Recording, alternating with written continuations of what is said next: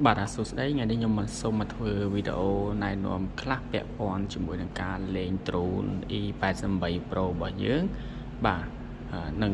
ការប្រើប្រាស់ទៅលើ tele ណាសម្រាប់ឈុត drone E88 Pro បាទតម្លៃ$13នេះណាហើយអញ្ចឹងខ្ញុំសូមណែនាំជូនភ្ញៀវជាបឋមបងប្អូនបើក drone សិនមកបាទបន្តមកទៀតបងប្អូនបើកtele បាទចុចទៅលើ tele នេះបាទនៅពេលដែលចុចបែបនេះគឺ drone ហើយនិង tele ធ្វើការស្គាល់គ្នាបាទគឺវាស្គាល់គ្នាគ្នាហើយណាបាទអញ្ចឹងសម្រាប់ឈុតថ្មីណាបាទស៊េរីថ្មីសម្រាប់ E88 Pro ស៊េរីថ្មីនេះបាទគឺអត់ចាំបាច់ set up height ទេបាទជាទូទៅស៊េរីមុនគឺបងប្អូនត្រូវការ height បែបនេះបាទឬក៏ height ចូលក្នុង height ចេញក្រៅគឺ set up ណាហើយសម្រាប់ស៊េរីថ្មីនេះគឺអត់ចាំបាច់ height ទេគឺបងប្អូនចុចតែទៅលើប៊ូតុងទប់លំនឹងនេះតែម្ដងណាបាទអញ្ចឹងជាទូទៅបងប្អូនហែកហើយទើបចុចប៊ូតុងនេះណាប៊ូតុងមួយនេះបាទអញ្ចឹងសម្រាប់droneនេះបងប្អូនចុចដដែលណាបាទយើងចុចប៊ូតុងនេះមកគឺជាប៊ូតុងsensor ទប់លំនឹងណាគឺវាអាចជួយបានខ្លះណាបាទអញ្ចឹងបងប្អូនចុចម្ដងពីរដងអញ្ចឹងមកបាទដើម្បីកំណត់ណាបាទអញ្ចឹងបន្តមកទៀតបាទបងប្អូនធ្វើការបង្ហោះណាបាទបងប្អូនធ្វើការបញ្ឆេះបាទបញ្ឆេះគឺបងប្អូនទាញឡើងតែម្ដងបាទទាញឡើងបែបនេះគឺបញ្ឆេះណាបាទបន្តមកទៀតបងប្អូនចុចបង្ហោះគឺយើងចុចប៊ូតុងនេះណាទៅពេលដែលបញ្ឆេះហើយបងប្អូនចុចបង្ហោះបាទចុចប៊ូតុងនេះគឺវាហោះឡើងបាទហើយបងប្អូនចង់ចុះគឺយើងចុចប៊ូតុងនេះវិញណាប៊ូតុងនេះគឺចុះចតវិញណាបាទអញ្ចឹងបន្តមកទៀតខ្ញុំណែនាំពីប៊ូតុងនេះណាបាទប៊ូតុងពីខាងលើនេះបាទប៊ូតុងខាងនេះគឺជាប៊ូតុងកំណត់ល្បឿនណាបាទដាក់លេខបាទអញ្ចឹងជាទូទៅ drone នៅពេលដែលយើងបង្ហោះឡើងគឺវាអាចចាត់ទុកថាជាលេខ1ហើយណាអញ្ចឹងនៅពេលដែលបងប្អូនចុចប៊ូតុងខាងនេះណាចុចម្ដងទៀតគឺវាឡើងលេខ2ណាបងប្អូនលឺសូ2ដងហ្នឹងលឺបាទលឺសូតិចហ្នឹងបានន័យថាចូលលេខ2ហើយអញ្ចឹងបងប្អូនចុចម្ដងទៀតបាទចូលលេខ3ណាអញ្ចឹងបងប្អូនចុចម្ដងទៀតទៅលឺសូទឺ3ដងហ្នឹងគឺចូលលេខ3ហើយបងប្អូនចុចម្ដងទៀតគឺវាមកលេខ1វិញណាបាទការ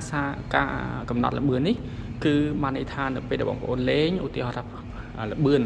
វាអត់លឿនសមនឹងចិត្តរបស់យើងចង់ថែមល្បឿនអីយើងចុចប៊ូតុងហ្នឹងទៅគឺវាហោះលឿនណាអញ្ចឹងតែទាមទារបងប្អូនមានការប្រុងប្រយ័ត្នក្នុងការលេងនៅពេលដែលយើងគ្រប់គ្រងវានៅពេលដែលវាល្បឿនលឿនវាអាចបើយើងគ្រប់គ្រងអត់បានទេអាចបុកប៉ះអីចឹងទៅបាទហើយប៊ូតុងមួយនេះគឺបងប្អូនមិនបាច់ប្រើទេបាទ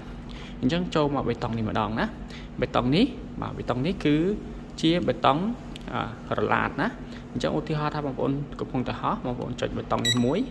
វាលឺសូបែបនេះបងប្អូនអុសស្ដាំគឺវារឡាតស្ដាំបាទបងប្អូនអុសឆ្វេងគឺវារឡាតឆ្វេងបងប្អូនរុញទៅមុខអាឡាតទៅមុខរុញមកក្រោយគឺអាឡាតមកក្រោយណាបាទអញ្ចឹងរួចរាល់អញ្ចឹង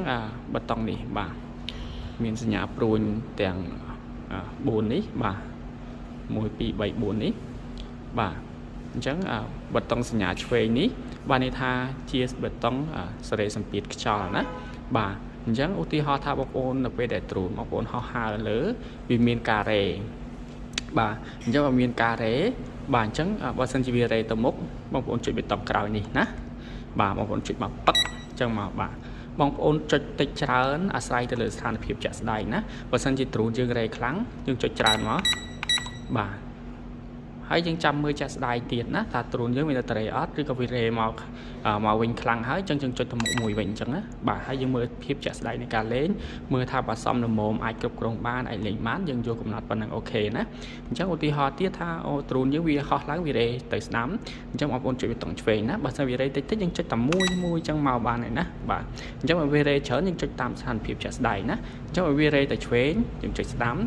រ៉េទៅមុខយើងចុចក្រោយបើវារ៉េមកក្រោយយើងចុចខាងមុខនេះណាបាទអញ្ចឹងដូចជាអត់មានអីទេសម្រាប់ដៃនេះបងប្អូនបានភាគច្រើនបានយល់ហើយប៉ុន្តែសម្រាប់ដៃថ្មីខ្ញុំសូមបញ្ជាក់ណានៅពេលដែលយើងចុចបញ្ឆេះហើយបាទនៅពេលដែលយើងចុចបញ្ឆេះហើយបាទហើយយើងចុចបង្ហោះណាហើយខ្ញុំសូមបន្លត់សិនបាទកុំអីឮសំឡេងបាទនៅពេលដែលយើងចុចបញ្ឆេះហើយយើងចុចបង្ហោះបាទអញ្ចឹងដៃខាងនេះនៅពេលបងប្អូនរុញទៅមុខគឺវាហោះទៅមុខរុញមកក្រោយគឺវាហោះមកក្រោយ rừng chuối cái họ thì chuối rồi đắm họ thì đắm và hay bị xâm nhập tại khả nét nó bị rừng tầm mốc vì họ lặng lửa và rừng mọc cõi cứ vì họ cho cõi dừng rừng mọc đắm cứ trốn việc bay một mà đắm rừng tây chuối trốn bay một tây chuối nè và chẳng đôi khi ở miền này thì thế mà ở quân trán và xâm nhập mối mà xâm nhập để chôn và đại mày đại trả được ngọc nghiền á học quân